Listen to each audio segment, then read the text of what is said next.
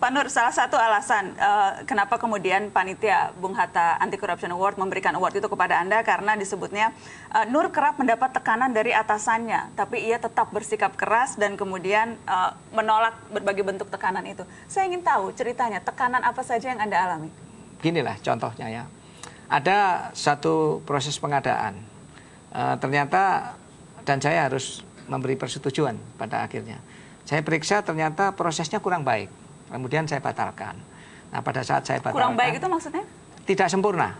Tidak sempurna sehingga kompetisi yang terjadi itu tidak maksimal.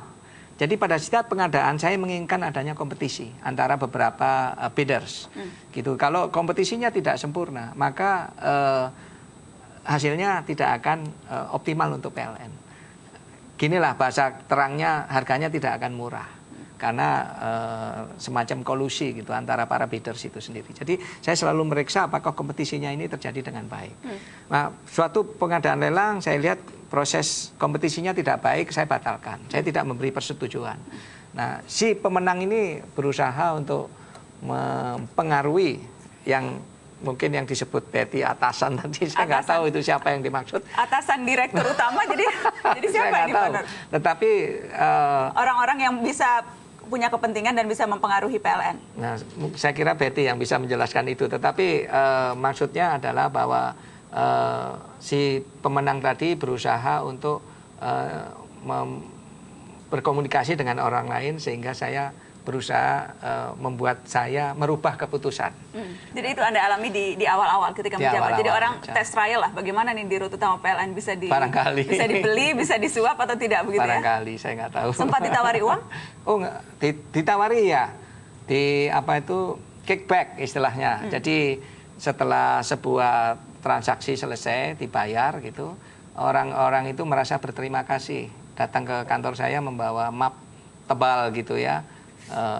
Mengatakan bahwa saya untung banyak dan saya ingin berbagi dengan Bapak gitu. Dan kalimat seperti itu mengisyaratkan bahwa dia memberikan uang kan. Saya nggak pernah buka apa isinya, tapi itu saya tangkap itu uang, jadi saya dorong kembali, tolong dibawa pulang saja. Cukup tebal Pak Nur?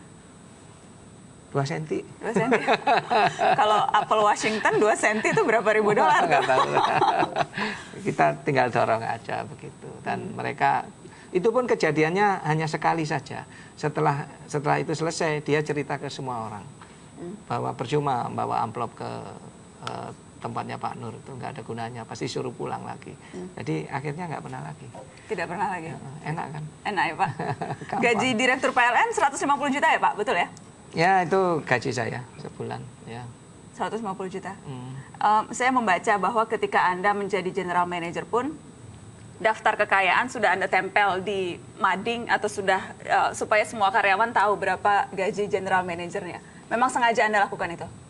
Itu kewajiban bagi seorang general manager untuk mengumumkan harta kekayaan yang dia miliki. Sampai sekarang di PLN berlaku seperti itu. Ditempel? Semua general manager harus menempelkan laporan harta kekayaannya di papan pengumuman supaya bisa dibaca oleh semua karyawan. Kita menempel di mata Najwa juga gaji direktur PLN ya Pak ya? Oh silakan. LHKPN ini yang kita dapat. Nur Pamuji tahun 2012 direktur utama. Saya ada catatannya di sini. Total kekayaan sekarang 5.516 juta. Betul itu ya Pak? Iya, jumlahnya saya baru tahu itu. Baru saya sadari. Baru sadar ya Pak, kita lihat persisnya berapa. Itu kalau tahun 2010 total harta kekayaannya sesuai laporan harta kekayaan yang dilaporkan sebelumnya 3,3 miliar 251 juta dan sekian.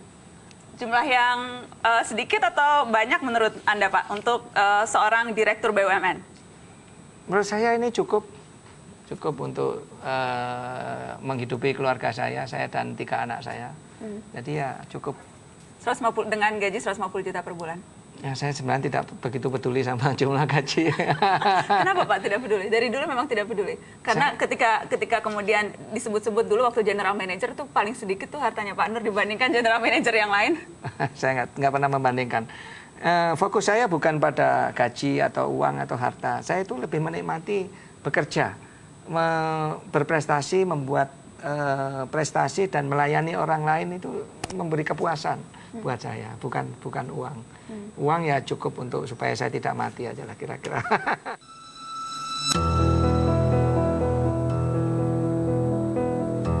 Jika para pejabat tak bisa disuap, Indonesia masih bisa berharap. Mereka yang hidupnya bersih pasti tak takut jadi orang yang tersisih. Harta dan penghasilan pribadi mereka publikasi tanpa ditutup-tutupi. Dengan jurus transparansi mereka hadang gerak-gerik para pencuri. Jika atasan berani buka-bukaan, anak buah sulit selewengkan jabatan. Kita rindu pejabat penuh tauladan yang memimpin bukan demi kekayaan. Di pundak pemimpin yang bebas korupsi, disitulah masa depan negeri. Please come now, I think I'm falling, holding on the wall, I think you're safe. It seems I found the road to nowhere, and I'm trying to escape. I yelled back when I heard thunder, but I'm down to one last breath. And with it, let me say